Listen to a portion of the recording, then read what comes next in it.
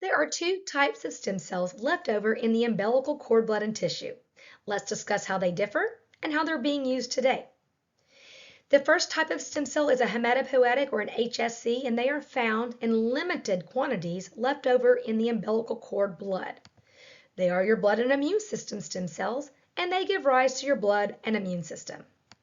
They are used to replace bone marrow in a stem cell transplant, primarily from matched donors, and they are approved to treat over 80 blood and immune system disorders. Leukemias and lymphomas are your most common conditions treated with a stem cell transplant.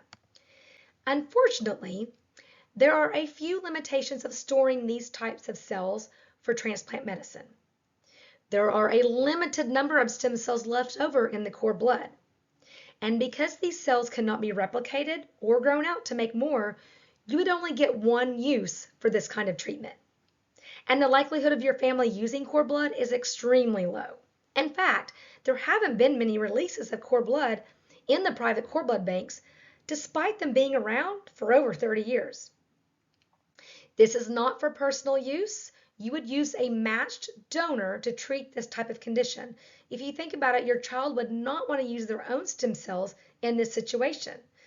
Because if they had a rare blood disease, you wouldn't want to use their stored cord blood to treat that same disease.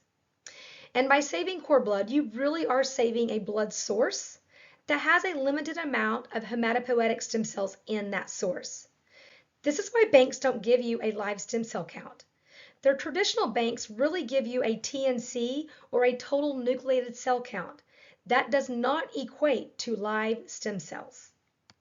The second category are mesenchymal stem cells, or MSCs, and they are found in the actual lining of the umbilical cord tissue.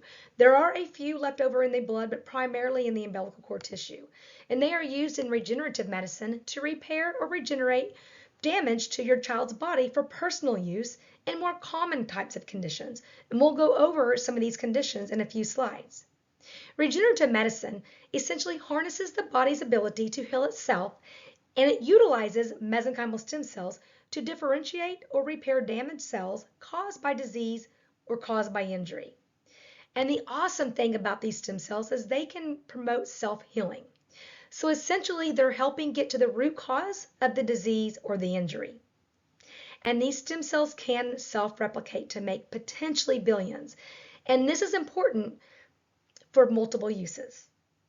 Your child can use their own stem cells, which takes the safety risk out of the equation.